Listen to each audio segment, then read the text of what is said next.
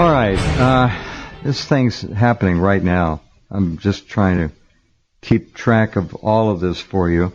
Let me just start at the top here. California Governor Newsom has just ordered the entire state population into lockdown. 40 million Californians ordered to stay home as U.S. cases have doubled in the last 2 days. Well, we told you this. How long ago? Over 2 months we've been doing the third hour of the program every night with Dr. Henry Nyman, Ph.D., laying this all out every day, tracing it, tracking it, forecasting it, predicting what was coming. Henry has not been wrong about any of it. And what we're seeing now is the beginning of the change of our entire society into the New World Order. This is going to last for a long time, as long as necessary. This is a bad, bad virus. All California residents now must stay home. The government, the Trump regime, the Kushner regime, Mitch McConnell's plan will pay all Americans $1,200. If there's a couple, they get $2,400. This is a one-time payment. How long do you think that's going to last? As we roll into the fall and the second wave of this shows up, how long will these lockdowns remain in place? This will lead to a call for universal income, a basic living wage for all people in this country. Watch. This is where it's going to socialism. It's all going to hardcore socialist, Bolshevik, Marxist, communistic socialism. President Trump today, who is said to be deathly afraid of the virus and apparently was tested twice, according to what we're hearing, and claims to be negative, told the reporters at the news conference today, "You're too close to me." He ordered them all to back up. They didn't do it, but next time they'll be further back. So it's all crazy. Here to help make a little sense out of it is Jordan Maxwell, whom I've known for just about 25 years now, and who has spent 60 years of his life studying how the game is played. Jordan, welcome back. Well, thank you, Jeff. It's happy to be back. And my goodness, I don't even know what to say or where to start. It's incredible the world we live in. It's all being changed. I've come across some interesting stuff, though. Yeah, it's all being changed. This is all being done by design. This whole thing, it's all being changed. Most of these businesses in America that are small businesses that are going out of business, they'll never come back. This is more consolidation. Big box stores, big corporations, online. It's the concentration of power again. Once again, we see what's going on. Go ahead, Jordan. No doubt about it. And this whole thing about shutting people down, it breaks down to the shutting the country down, the shutting us all down as individuals. And it's because of this whole Marxist communist apparatus that's been growing on us like a cancer for so many years. After the Second World War was over, we started allowing Marxist, Leninist, communists to become professors and teachers in our school. And even here in Arizona, we had a big demonstration, a massive, massive demonstration of teachers wanting more money because they are starving, they said. They need more money. And the name of their demonstration was Red for Ed. Ed for Red. Education for Red. And they all wore red costumes, red hats, red sweaters. But nobody seems to have the brains enough to figure out what is the symbolism. Education for red, or red for education, red for ed. Red is a symbol for communism. And so today in Arizona, we're delighted to show the world our whole educational system in Arizona is run by communists. Read for Ed. I'm just amazed at how ignorant and ill-informed teachers are. People who are supposedly teaching our youth have no idea in the world where they're getting their paychecks from, how they're being manipulated into accepting a new world order of world communism, and they are bringing our young children and our babies and our children into that new order because the children have no idea in the world what's going on. They were born as babies. They don't know. And so, since the teachers don't know, the politicians do know, but they don't care. It's the name of the future. No. It's the wave of the future. So they're going along with it because that's the way you get elected. Yep. And so it's just in an unimaginable, miserable situation that the human race has found itself in. And it seems to be the wave of the future. As Khrushchev told Kennedy before he was assassinated, communism is the wave of the future. We're going to rule the world one day, and you will wake up one day and find out you're in a communist world, and you'll never know how it happened. Why? Because the people of America are so profoundly ignorant, and the governmental system is a Marxist-Leninist communist system. And we have no idea what that means. We have no idea where it comes from. And we're unread, ill-informed, and now we're just slaves.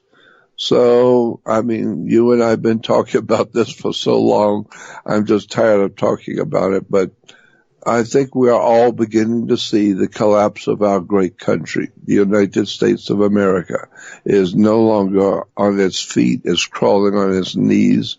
And we're being led into and programmed into accepting a system which I cannot believe that we are foolish enough not to see. But we don't. Our teachers do not see it. And in relation to something I have found that to be extraordinarily important and interesting, I'm going to do a whole new video on this subject. And it deals with the religio-political world system that I've been talking about since 1959. Some 60 years ago, I began talking about this subject, and it was not until 1967 that I came across some interesting information in a yearbook, in the yearbook encyclopedia, when I was looking up Russia, and I was looking at the information I could find on the Communist Party. And so I was in Glendale, California, looking in the Glendale Library, and I had the yearbook encyclopedia, and there was a picture of the Soviet Red Square, and it was talking about the symbol for world communism, or for the Soviet Union's national coat of arms. And in that symbol, it shows, and it's a very well-known symbol for the Soviet Union. Not today. Most people don't even know what the Soviet Union was today. But it was the Center for World Communism, and they provided for us our educational institutions in America. And but the symbol was a rising sun behind the earth. And what the article had to say was only a couple of sentences. But when I read the article, the little few sentences that accompanied the picture of the national arms, coat of arms for the Soviet Union, I immediately, because I was well aware of the symbols, of the whole world of symbolism, I immediately realized that there was something of profound value in what I was seeing as this Soviet communist symbol for the Soviet Union. And I realized immediately that this has to do with something so profoundly important. It's going to capture my attention and my imagination for the rest of my life. And I began reading and studying the symbolism of the Soviet Union. And the more I read and the more I began to see, the more I learned how much we have been lied to and deceived by our governmental systems, our education, our military industrial systems, but especially in our educational and religious systems that we in the Western world live under. And it's an extraordinary story, and I've done some videos on it. I've talked about it before, but I've found some new information. And the symbol of world communism is the sun rising behind a mountain range. That is the symbol of the Soviet Union, was the sun rising behind the mountains of the East. And it's used all over the world today. In all countries of the earth, you will see in the institutions of the world that we live in, police departments, fire departments, sheriff's department, educational facilities, universities, all the military arrangements around the world, all of these individual PowerPoints on the earth, and all governments all over the world, we will see a sunrise behind a mountain range. And that is profoundly important because it's telling me that all over our earth, flat or round, all over our earth, we are taken over by a philosophy which we do not understand. We have no idea where it comes from, and it works beautifully to deceive the human family into accepting a world fascist communist state in which we are all participating on the earth today. And this is something that I come across some interesting information I wanted to bring out in relation to our religious beliefs. You've heard me talk about this many times before, but this time I have some new material. It's regarding a book called Wonders in the Sky by Jacques Vallée. Jacques Vallée is well known for his incredibly brilliant work about UFOs and the extraterrestrial work. But he's been at it a long time. Yeah, he's been around for quite a long time. But his book is called Wonders in the Sky. And Jacques Vallée tells us that in the year of 1347 BC, Pharaoh Akhenaten was walking along the side of a river when he happened to look up and saw a very large silver disc floating above his head, a UFO, if you will. And then a voice came out of the disc and told the Pharaoh that he was supposed to build a new city in Egypt and call it El Akhenaten. This the Pharaoh did. And also he was told, the voice in the UFO told him, this new religion that was to be called the Akhenaten worship. And they was also told that the symbol of this new religion, Pharaoh should make known to the world that this new religion has a symbol which will be a sun rising over a mountain range. A sunrise over the mountain range. Funniest thing. Yes, the dawn of a new day. There it is. And that is the symbol for the Soviet Union, was the sunrise. And all through Western civilization, you will see all the most important institutions, as I said, the police, the fire department, the city, the county, the state, all governmental emblems and symbols all feature a sunrise over a mountain range. That's what Pharaoh was told to make sure that this new religion, Akhenaten worship, would have the symbol of a sunrise over a mountain range. Well, today it's everywhere in your face, all over the world. Now, this ancient UFO-inspired religion was called the sun disk religion in ancient Egypt, the sun disk religion, because Aton, Aton, was the name of the sun god of ancient Egypt. And today, Aton worship is still with us all over our earth today. It's still with us today, thousands of years later. It's called Aton worship, A-T-O-N. Aton worship today we call Christianity. It's the worship of the Aton, A-T-O-N, or the sun god of Egypt. And so the sun god of Egypt was referred to as the light of the world. And so today we still worship God's sun, the light of the world, and who is our risen Savior. Of course, the sun is your risen Savior. If it doesn't rise every morning, we're dead in about 3 weeks. And so, therefore, the question we need to ask ourselves for the first time to think about this is, who owns the sun?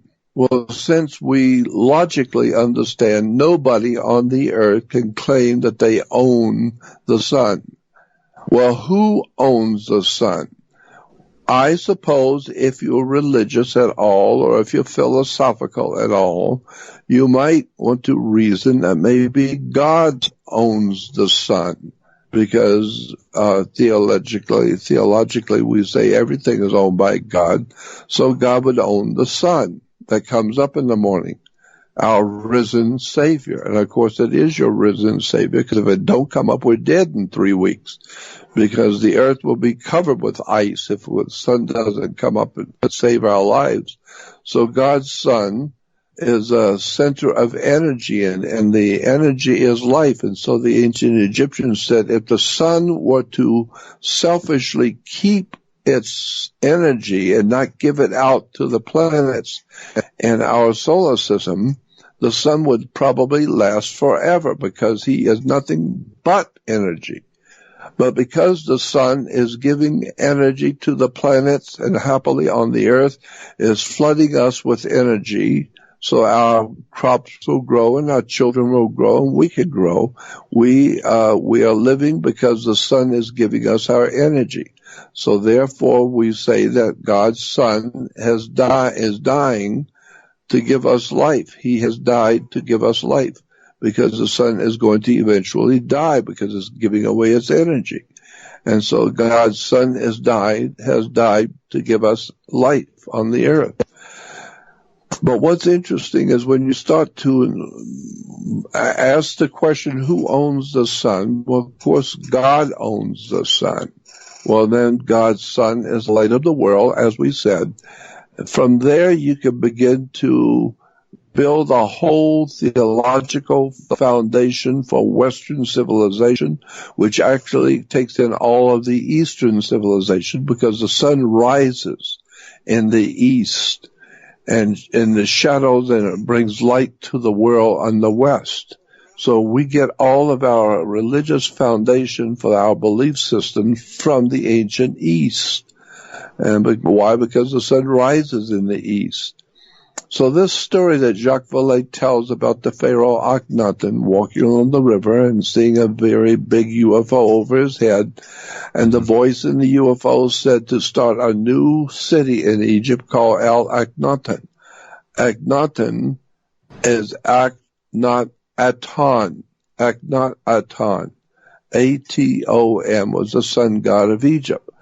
And so Judaism has given to the Western world the worship of the Akhtan, the A-T-O-N, Akhenaten, because all over the world and every synagogue on the earth, no matter where you might go on the earth, all synagogues always have on their altars the picture or the advertisement of the God of the Hebrews, the Jewish God, and his name is not to be spoken. You're not to use his name.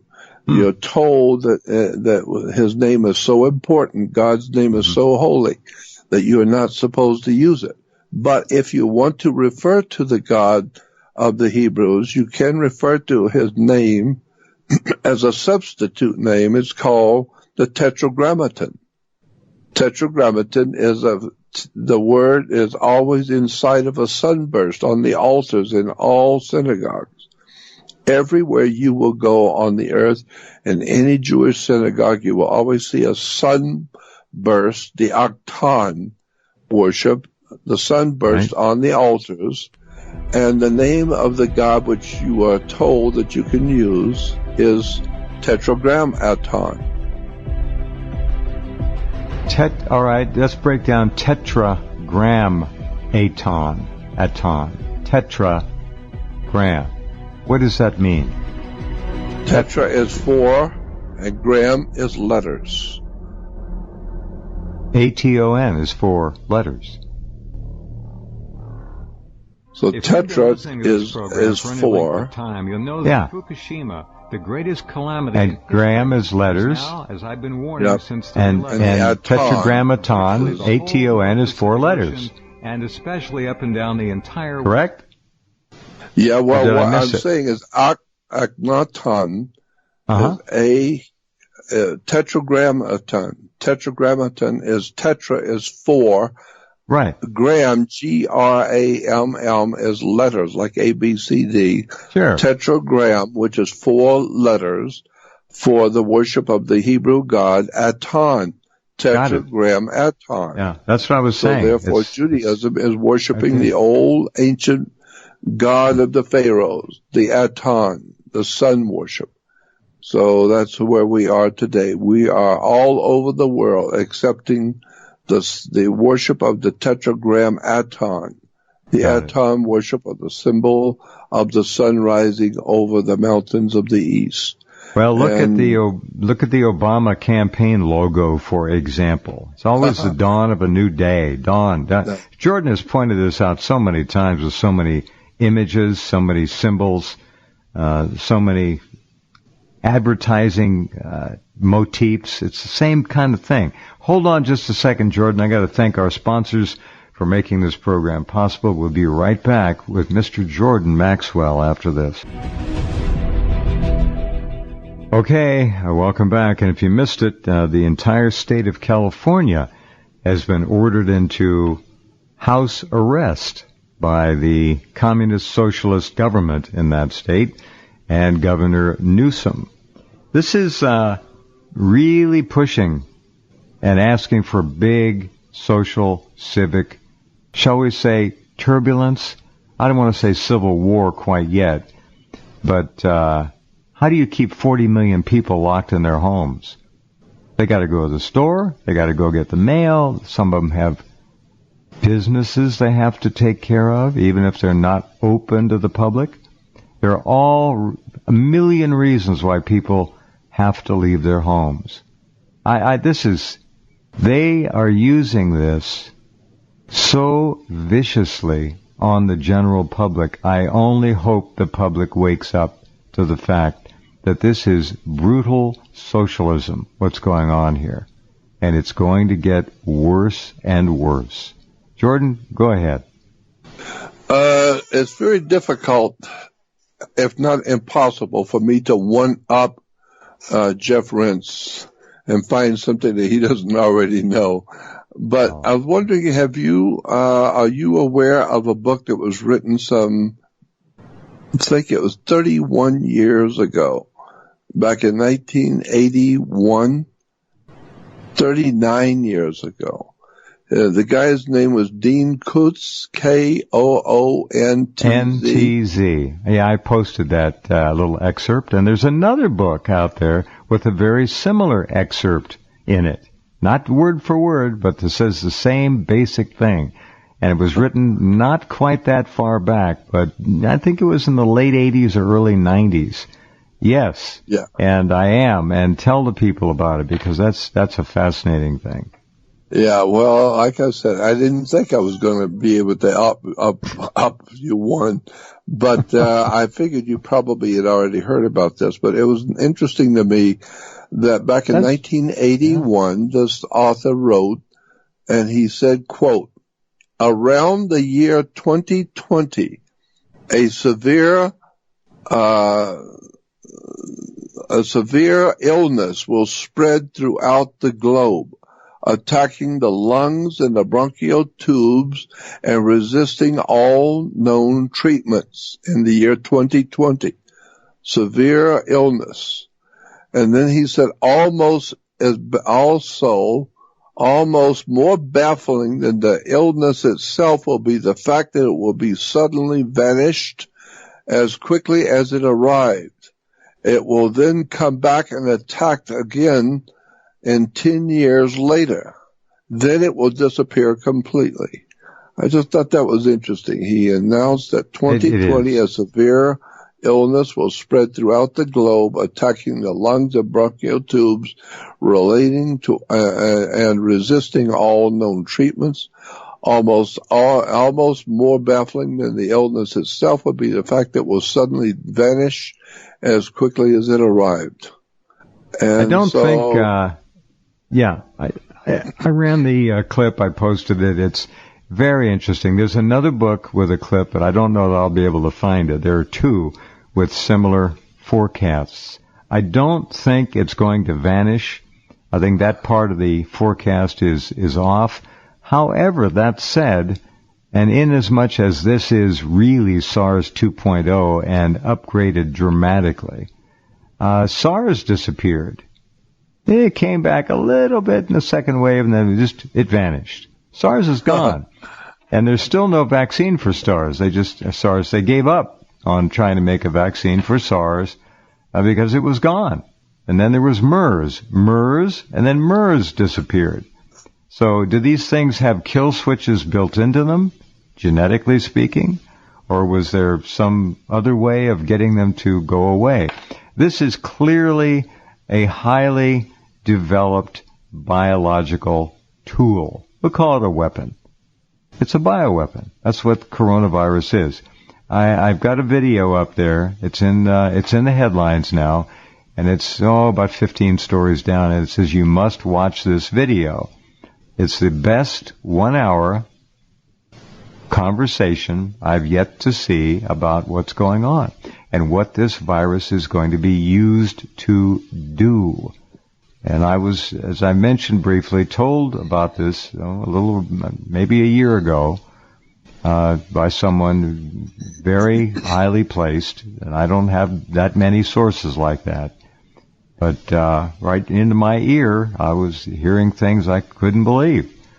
Did Dean Koontz know, or was it just a lucky guess? Don't know. But SARS did, as you remember, essentially vanish in a very short period of time, which is interesting in and of itself. Go ahead, Jordan, please. Well, I was just going to say, I just think it's interesting because we know that America has been the center for the victim of all kinds of political, diabolical, demonic depravity for years because of our freedom. Somebody really does not like the fact that we have declared ourselves to be a free people. And it comes from the fact that we have shown the world that if a people get together, if people will stick together, we showed the world back in the late 1700s, if the people will stick together and stand together, they can overthrow the tyrant of the King of England. And we can do something to protect ourselves and bring ourselves into a land of freedom and liberty and justice and honor. And so somebody is very unhappy with that concept of freedom and liberty and people being free to do what they want because the powers that be, the organized criminal powers in this world, are not happy with people who are calling themselves free. They want to make sure you are never free. And of course, we could sit and talk for hours about how unfree we really are in this world. We're not free. We're nothing but slaves. And I've talked about the difference between the United States of America and the United States Corporation that was formed in the 1870s. And we are nothing more than corporate entities today. We are nothing more than a business. And this is why we tell each other to mind your own business. Each one of us is essentially a corporation.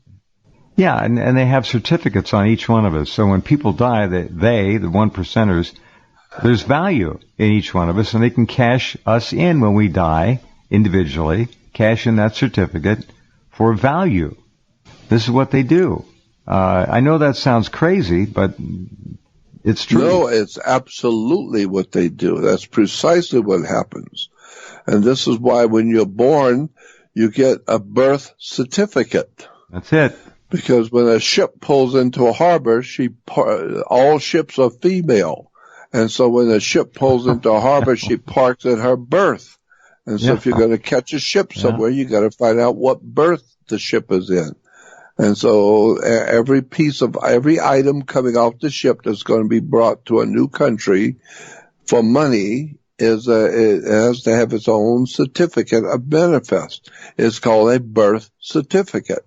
And since you were born into this country, you were born not into a country, you were born into a corporation, you have to have a birth certificate because your mother brought you into and told the government she signed the birth certificate, which is, doesn't say parent, it says informant on your birth certificate where your mom or father signed the birth certificate. It says informant?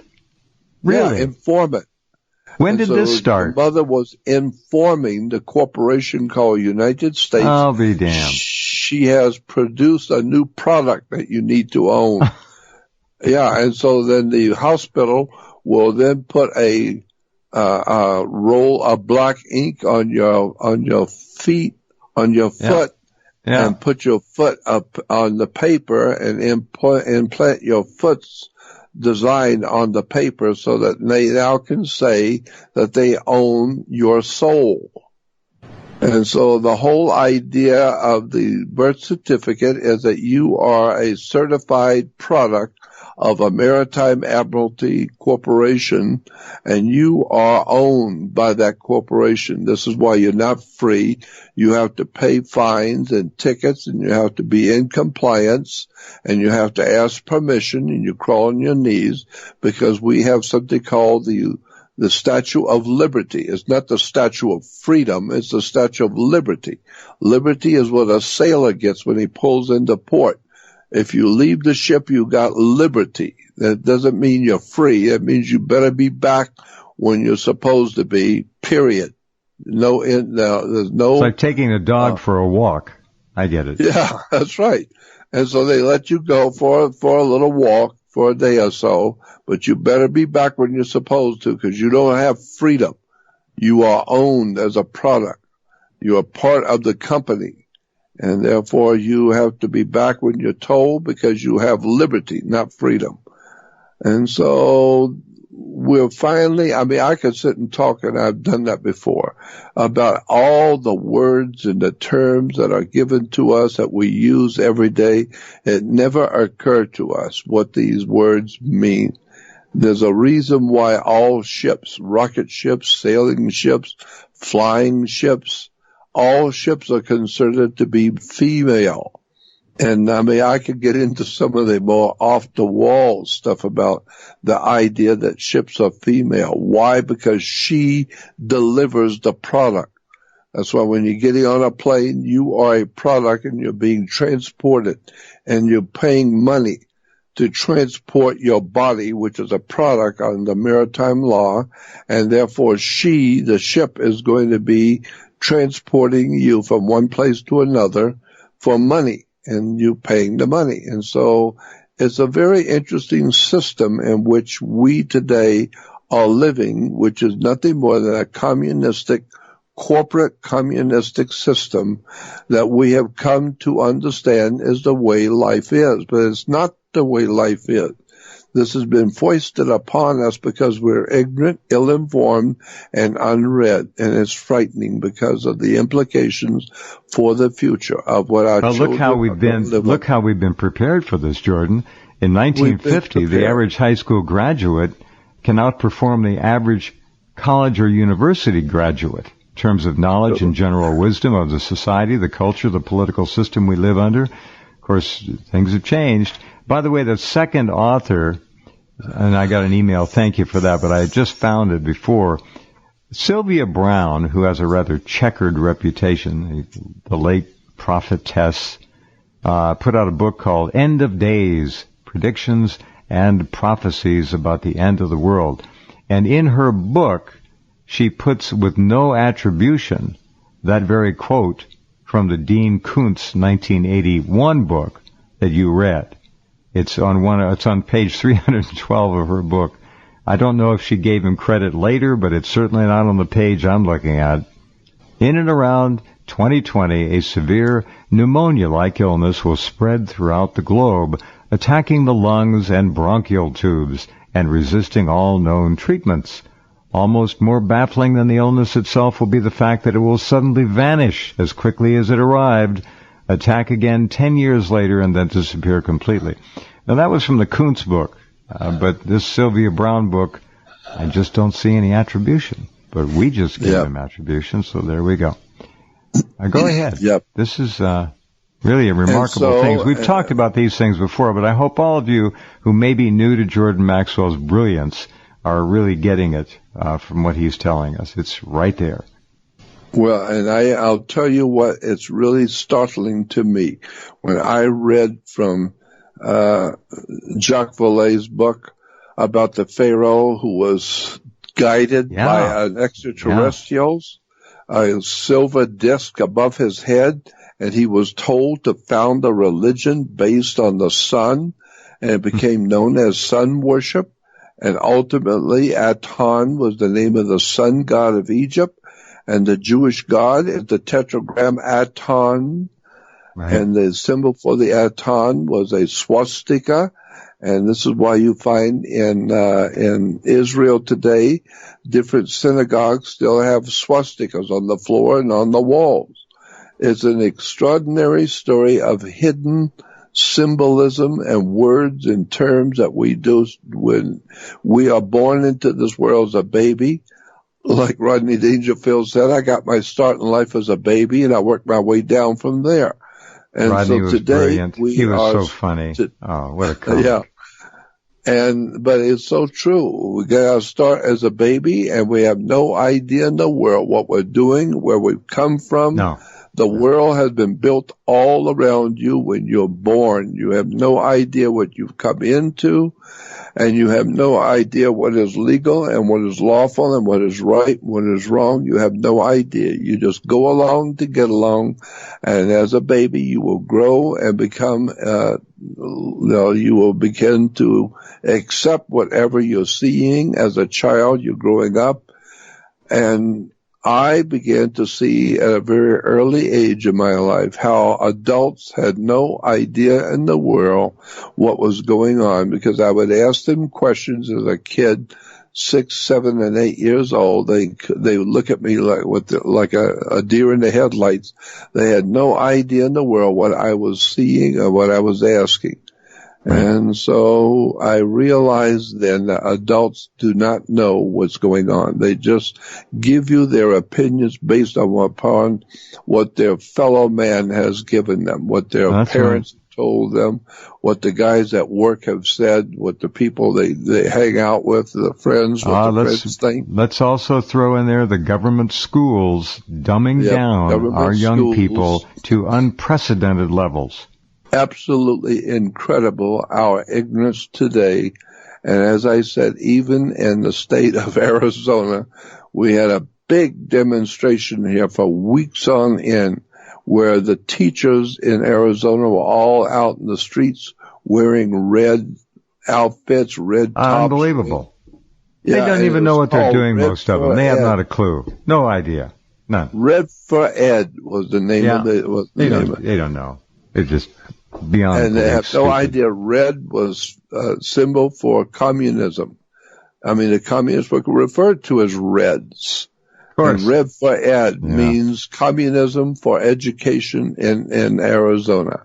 So we have an Arizona educational system that is being run, organized, directed, and conducted by Marxist communists. And they have no idea in the world what is going on and how it works and what the words and the symbols mean. It's just extraordinary how much we don't know. And I don't know where our country is going to go with this kind of ignorance.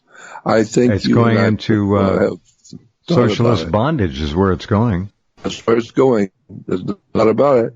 Because you remember Russia and the communism was called the USSR, Union of Soviet Socialist Republics. The Union of Soviet Socialist Republics, USSR.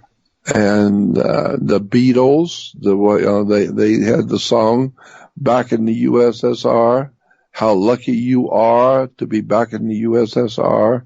And why were they called Beatles? Because the beetle was a symbol of a rising sun. That was a symbol in Egypt, was the scarab saka. The scarab saka was a particular kind of beetle that would roll the dung up a hill and let it roll back down and go back down and get it and roll it up the hill and let it roll back down by itself until it finally became perfectly round. And that was a symbol that the communists used for the revolution of the world. The round Soviet symbol for the scarab saka.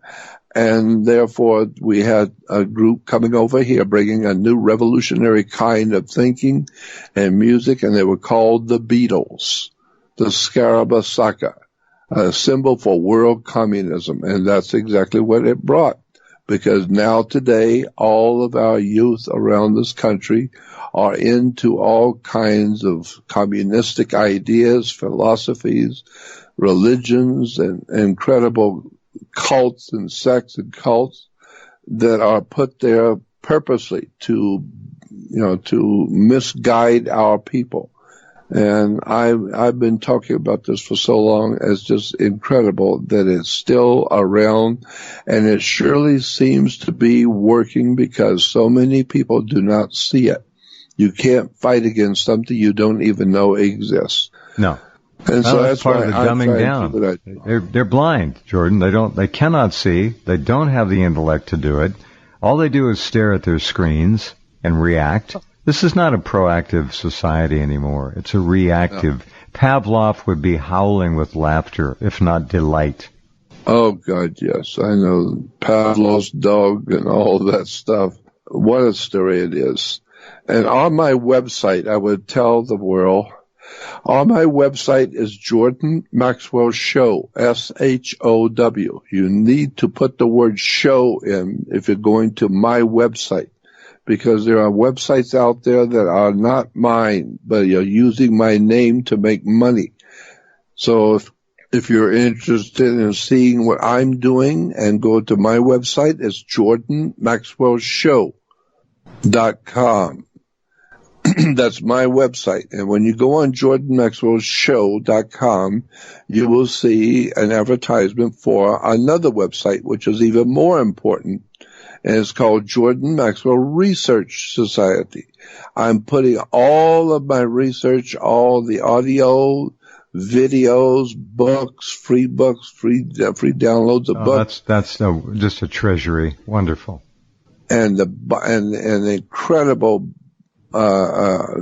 articles, and there's a series of articles there called interesting articles, and you will see articles there that no one has.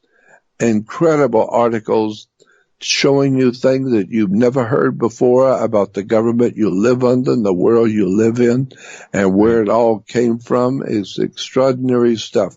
And I've been told to keep it private, and that's why I have to put it into a research website, because I was told by my lawyer friends to keep this off the web in the public eye where the public could go to it.